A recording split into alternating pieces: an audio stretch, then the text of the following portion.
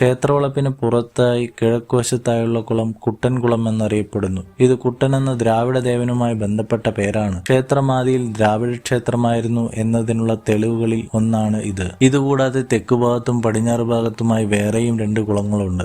ഏതു കൊടിയ വേനലിലും വറ്റാത്ത ഈ കുളങ്ങൾ ഇരിങ്ങാലക്കുടയുടെ ജലസമൃദ്ധി നിലനിർത്തുന്നതിൽ പങ്കുവഹിക്കുന്നു. ഇവയിലെ കുലീബനി തീർത്ഥം 1996 വറ്റിച്ചപ്പോൾ ഹോമകുണ്ഡത്തിന്റെ ചില അവശിഷ്ടങ്ങൾ കണ്ടെത്തിയത് ഈ ക്ഷേത്രത്തിന്റെ ഐതിഹ്യത്തിന്റെ തെളിവായി കണക്കാക്കപ്പെടുന്നു. ക്ഷേത്രചരിത്രം പരിശോധിച്ചാൽ കേരള ചരിത്രത്തിന്റെ മാറ്റങ്ങൾ ഈ ക്ഷേത്രത്തെയും സ്വാധീനിച്ചു എന്ന് മനസ്സിലാക്കും. സാധാരണ മഹാക്ഷേത്രങ്ങളിൽ പ്രധാന പ്രതിഷ്ഠയ്ക്ക് പുറമെ ഗണപതി, ശാസ്താവ്, ദക്ഷിണാമൂർത്തി തുടങ്ങിയ ഉപദേവന്മാരും ഉണ്ടായിരിക്കും. എന്നാൽ ഇവിടെ എല്ലാ സേവയും സംഗമേശ്വരന് മാത്രമേ ചെയ്യാറുള്ളൂ. വാതിൽമാടത്തിൽ തെക്കും വടക്കും ഓരോ തൂണുകളിൽ ദുർഗയും ഭദ്രകാളിയും ഉണ്ടെങ്കിലും അവിടെ അഭിഷേകമോ നിവേദ്യമോ ഇല്ല. സാധാരണ മറ്റു ക്ഷേത്രങ്ങളിലുള്ള പോലെ 5 പൂജയും 3 ശ്രീബലിയും ഇവിടെയില്ല.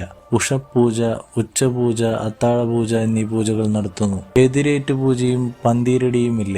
പുറത്തേക്ക് എഴുന്നള്ളിക്കുക ഉത്സവകാലങ്ങളിൽ മാത്രമേ പതിവുള്ളൂ. ഉത്സവബലിയുമില്ല. ശ്രീഭൂതബലി മാത്രമേ ഉള്ളൂ. ക്ഷേത്രത്തിലെ തീർത്ഥത്തിൽ മത്സ്യങ്ങൾ ഒഴികെ മറ്റു ജലജന്തുക്കൾ സാധാരണമല്ല. കേരളീയ വാസ്തുവിദ്യയുടെ പ്രത്യക്ഷ ഉദാഹരണമായ ഒരു കൂത്തമ്പലം ക്ഷേത്രതുല്യ പവിത്രതയോടെ നിലകൊള്ളുന്നു. കൂടൽമാണിക്യസ്വാമി ഭക്തജനങ്ങളുടെ രോഗമോചകനായി ആരാധിക്കപ്പെടുന്നു. ഉദരരോഗ നിവാരണത്തിനായി വഴുതനങ്ങ നിവേദ്യം കഴിക്കുന്നത് ഇവിടെ പ്രത്യേകതയാണ്. ശ്വാസ സംബന്ധമായ രോഗത്തിന്റെ നിവാരണത്തിനായി ക്ഷേത്രത്തിൽ മീനൂട്ട് എന്ന വഴിപാട് നടത്തുന്നത് ശ്രേഷ്ഠമായി കണക്കാക്കപ്പെടുന്നു. ചുരുക്കം ചില ക്ഷേത്രങ്ങളിൽ മാത്രമേ മീനൂട്ട് എന്ന വഴിപാടുള്ളൂ. ഏറ്റവും പ്രാധാന്യം തൃപ്രയാറാണെങ്കിലും ഇവിടെയും മീനൂട്ട് പ്രധാന വഴിപാടാണ്. ഇവിടുത്തെ മത്സ്യങ്ങൾ ദേവാംശമായതിനാൽ ഇവരെ തൃപ്തിപ്പെടുത്തുന്നത് ദൈവികമായൊരു കാര്യമാണെന്ന വിശ്വാസമുണ്ട്. കാര്യസാധ്യത്തിനും സന്താന ലാഭത്തിനും മീനൂട്ട് വളരെ പ്രധാനമാണ്.